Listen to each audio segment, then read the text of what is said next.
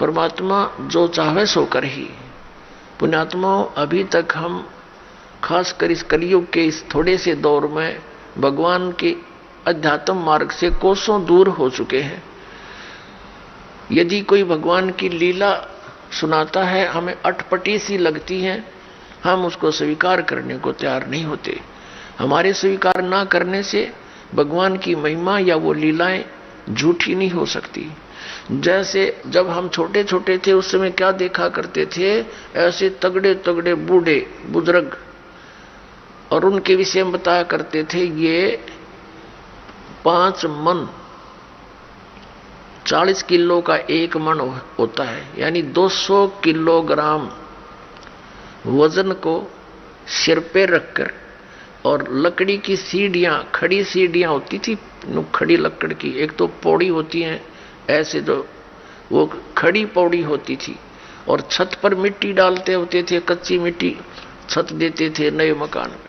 कहते हैं ये 200 किलो वजन को, उसके बड़े बड़े टोकरे होते थे, झाले बोला करते उनको, उसको भरकर इसके सिर पर रख देते थे इनके, और ये ऊपर चढ़ के और वहां डालाते थे। अब ये बात और 100 साल के बाद अगर कोई कहेगा ना, उसने मूर्ख बताया करेंगे, हम आंखों देख रखे। क्योंकि और 100 साल में तो देख लो, अब कोई 10-50 किलो वजन ठानी आदमी नहीं रह रहा, और आने वाले 100 साल में तो इतनी प्योद रह जाएगी, और 10-12 किलो ठानिया व्यक्ति नहीं पाओगा, ऐसी स्थिति आ जाएगी इस प्राणी की। इतना घट गया हमारे सतर, प्रदूषण के कारण शरीर की शक्ति लॉस होती जा रही है। और इससे और पीछे जाए तो और तगड़े तगड़े व्यक्ति थे, भीमर की कथा हम सुने तो को ना सिर गले उतरती, और वो सच्ची थी सारी। ये तो ही एक बल के आधार से, एक आध्यात्मिक बल अलग होता है। अगस्त ऋषि जी ने 7 समुद्रों को एक ही घूंट में ऐसे चुलू उठाई थी और ऐसे पी लिया था, खाली हो गया था ये बिल्कुल। इसमें ये मगरमच्छ तड़पते दिखाई दे थे, और फिर प्रार्थना की गई, हे ऋषि जी ये तो सब बुरा हाल हो जाएगा, यहाँ का बैलेंस बिगड़ जाएगा, आप भी नहीं रहोगे क्योंकि पृथ्वी पर वर्षा का अभाव हो जाएगा, सब प्राणी मर जाएंगे। तो फिर उसने कहते उल्टा ही कुरला कर दिया, ये पूरे भर गए। तो ये कोई बड़ी बात नहीं है, और आप इस पे भी नहीं विश्वास कर पाओगे तो अध्यात्म मार्ग में नहीं चल सकते।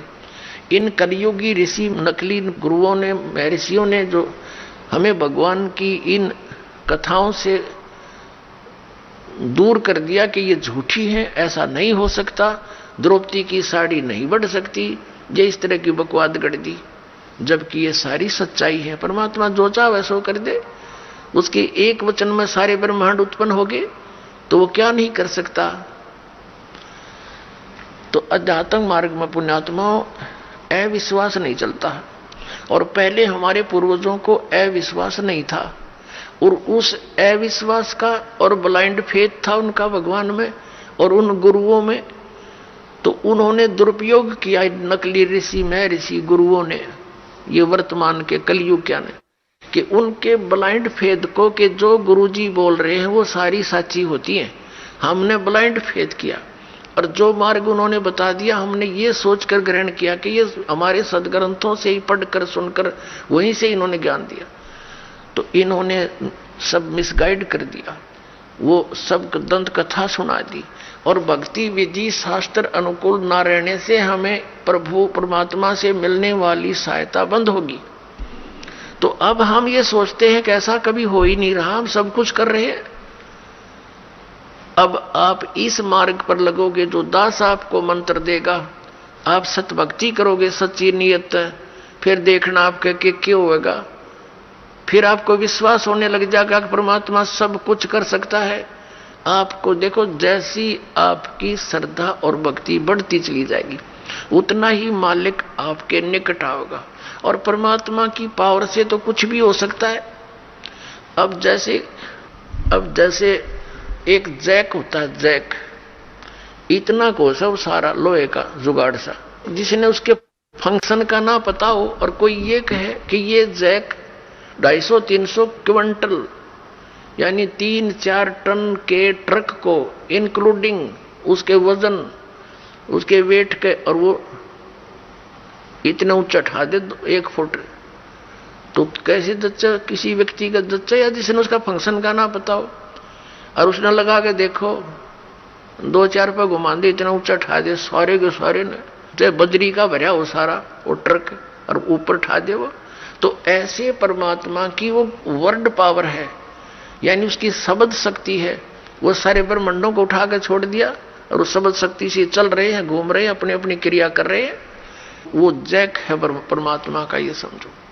तो इस मार्ग में आप जी को अब पुनः ब्लाइंड फेथ करना पड़ेगा, लेकिन ब्लाइंड फेथ करने से पहले आपने इस मार्ग को जैसे दूध का जला हुआ फूंक मारता है लस्सी को, ऐसे ग्रहण करना। आंखें बंद करके ग्रहण नहीं करना, लेकिन इसको ग्रहण करके फिर आंखें बंद कर लेना।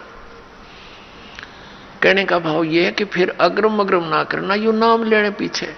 इस दीक्षा लेने से पहले आप खूब ट्राई करो और खूब परीक्षण करो, सब जो दास बताता उसका प्रमाण देखो, और फिर आंखें बंद करके उपदेश ले लो, और फिर आंखें ही बंद रखना, यानी ब्लाइंड फेथ करना, पूर्ण विश्वास करना दास के एक एक शब्द पर।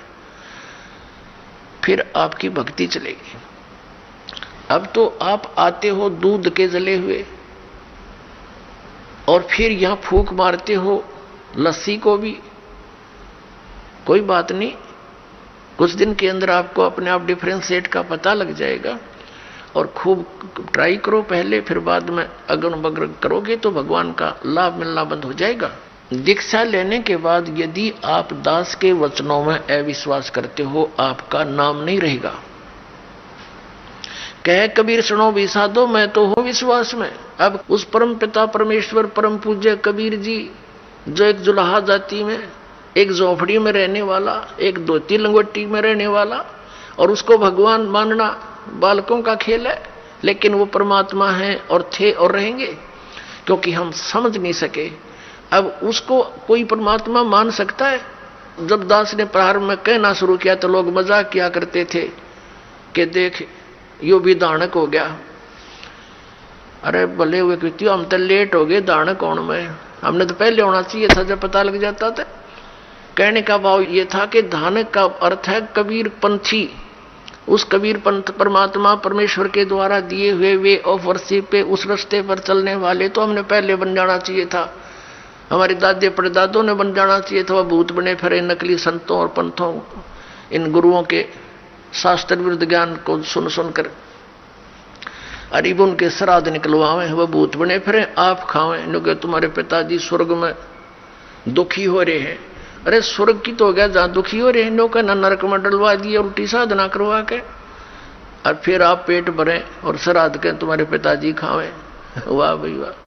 तो कहने का भाव ये पुण्यात्माओं, शास्त्र विरुद्ध साधना करने से हम बहुत हानि उठा चुके हैं। उस दानक जुलाहे कबीर जी को और भगवान मानना, ये भी एक 8वां जुबा के 10वां जुबा समझ लियो, लेकिन वो भगवान है ही। हमारे ना मानने से उनकी वो प्रभुता समाप्त नहीं हो सकती, क्योंकि हम नहीं पहचान पा रहे लाल है, ये हमें विश्वास नहीं हो पा रहा, तो ये हमारी बाल बुद्धि का ही परिणाम है।